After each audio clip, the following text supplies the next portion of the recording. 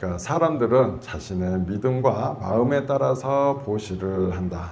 남이 베푸는 음식에 만족할 줄 모르면 그는 낮에도 밤에도 산매에 들지 못한다 했습니다.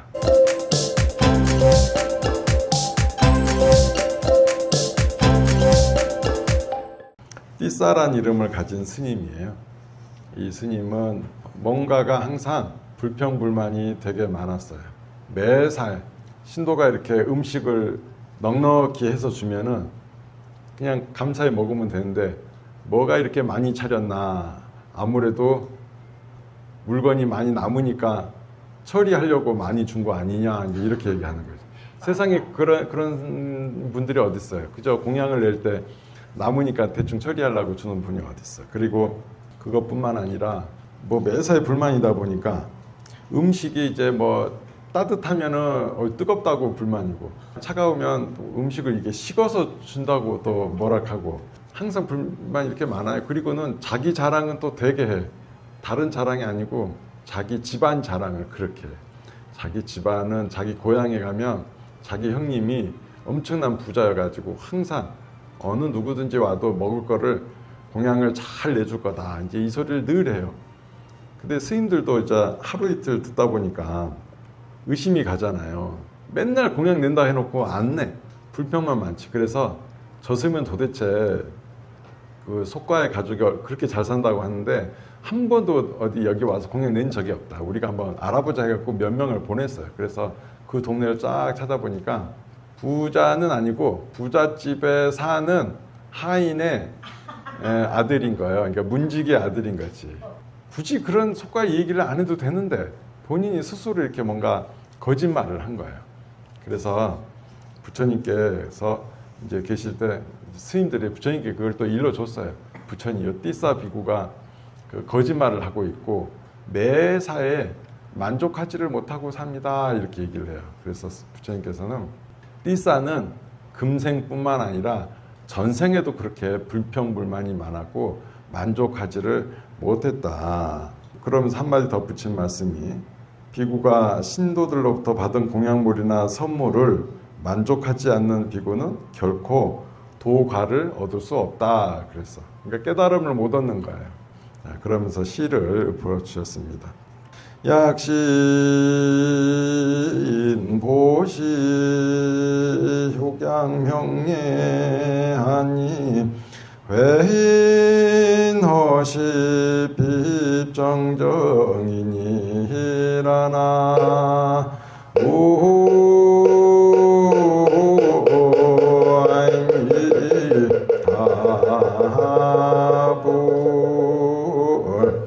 일체 단yon 절의 근원이면 주야 수힐 필구 정의니라나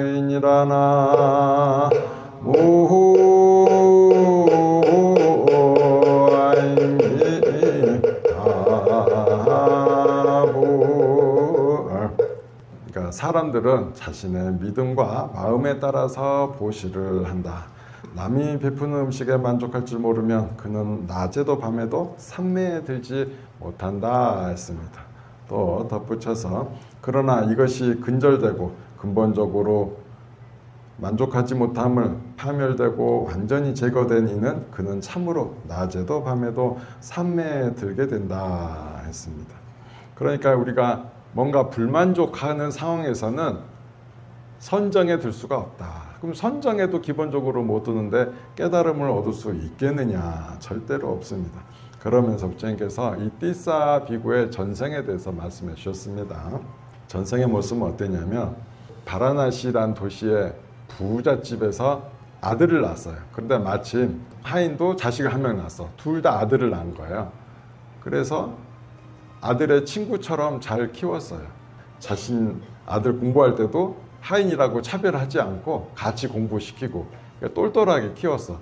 똑똑하게 키웠기 때문에 재산 관리도 맡겼거든요. 근데 이 사람은 자기가 이제 돌봐줘서 재산 관리까지 됐는데 고마운 줄을 모르고, 내가 더 큰 세상에 나야 되겠다. 내가 언제까지 이렇게 남의 밑에만 살 수가 없다. 내가 어떻게 하면 내 혼자 독립해서 살겠나 이렇게 해보니까 그 나라에 있으면은 자신의 신분이 드러나요. 거기 있으면 도대체 희망이 없는 거예요. 그래서 남의 나라로 가야 되겠다. 근데 아무 인연 없는 데 가서 살기도 힘들고 곰곰이 보니까 자기 주인의 친구가 외국에 살아요. 외국인이요. 이웃나라 살아. 거기다가 이제 그 주인의 글씨를 흉내내 가지고 편지를 썼어요. 뭐라고 썼냐면 이 편지를 가지고 오니가 내 아들인데 잘 보살펴주고 당신 딸하고도 결혼시켜 주시오 이렇게 썼어. 자기가 거짓으로. 그래갖고 외국에 가서 그 친구한테 가서 그 편지를 보여주니까 하인의 주인 되는 분이 워낙 인품이 훌륭하고 그 명성이 뛰어난 분이었거든. 그러니까 그 친구도 너무 좋아가지고 그럼 내가 당장 이 편지 뜻대로 하겠어 해가지고 자기 딸하고 결혼도 시키고 잘 살았어요. 그런데 이 사람은 뭔가 부족함이 있잖아요. 어떤 게 부족함이 있어요? 자기 신분이 좀 불안해.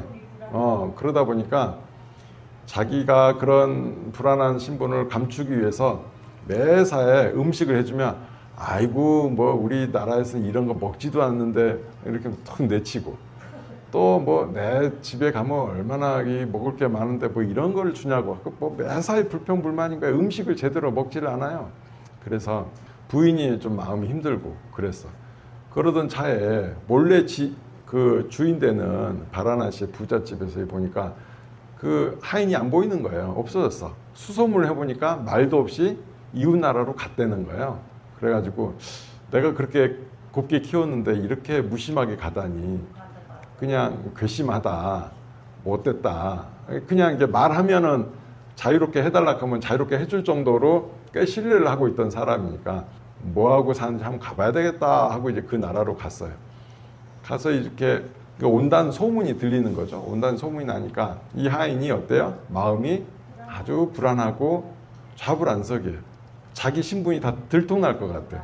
그래도 자기는 이제 어느 정도 자리를 잡았는데 큰일 났다 싶어가지고 그분이 오면 겸손해야 되잖아요. 하인으로서의 예의를 다 해야 되잖아. 그래서 사람들에게 이렇게 거짓말을 합니다. 어떻게 했냐면 우리나라에서는 부모님이 오시면 옆에 항상 음식 그릇을 받들고 발도 씻겨 드리고 이렇게 정성을 다합니다. 이렇게 알려준 거예요. 근데 사실은 그게 자식이 하는 게 아니고 하인이 주인한테 하는 도리였거든요. 속이려고 그런 거예요. 왜냐면 자기는 그렇게 해야 되니까. 주인이 오면. 오니까 그래도 이 주인이 인품이 훌륭하잖아요. 그래서 자기 사실대로 얘기를 했어. 큰 잘못을 했습니다. 하지만 저의 체면을 좀 살려주시면 제가 큰 돈을 드리겠습니다. 해가지고 그 처갓집에서 얻은 돈을 딱 올려요.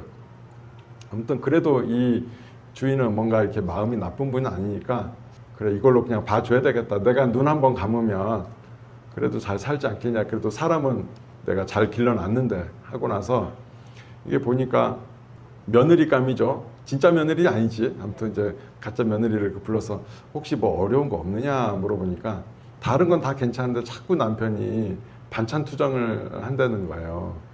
그래가지고 반찬 투정을 해서 그냥 마음이 힘들다 이래요. 그러니까 그분이 뭐라 하냐면 서로 언어가 다르거든요. 언어가 다르니까 통역을 껴서 이런 대화를 했는데 그러면 내가 그 신랑이 반찬 투정 안 되게 시를 한 편 읊어줄 테니 신랑이 반찬 투정만 하면 요 시를 읊어라 그랬어요.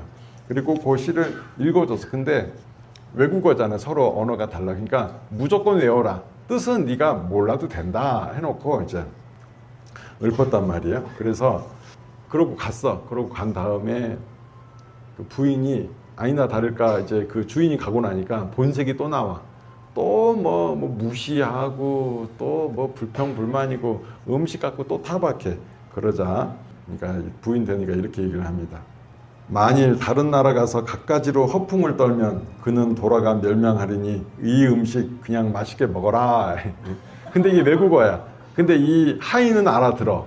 근데 며느리는 못 알아들어요. 그냥 하는 소리야. 요 얘기만 하면 신랑이 잘 먹을 거라고 하니까. 그러니까 이 하인이 듣고 나니까 뜨끔하는 거죠. 아이고 우리 부인한테 얘기 다 해놨네.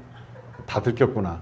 그냥 조용히 그냥 먹어야 되겠다 하고 그때부터는 겸손하게 주는 대로 다 먹고 사람들한테 불평불만도 안 하고 그렇게 잘 살았습니다. 그때 그 허풍 떨고 거짓말 하니까 누구다? 뒤에 이렇게 띠싸비고 스님으로 태어난 거예요. 전생에 하는 것을 아직도 습을 못 버려가지고 그러고 있다. 그래서 하지만 불평불만을 늘 하고 있고 만족을 못하는 사람에게는 선정이 없다. 내 마음속에 고요함이 없어요.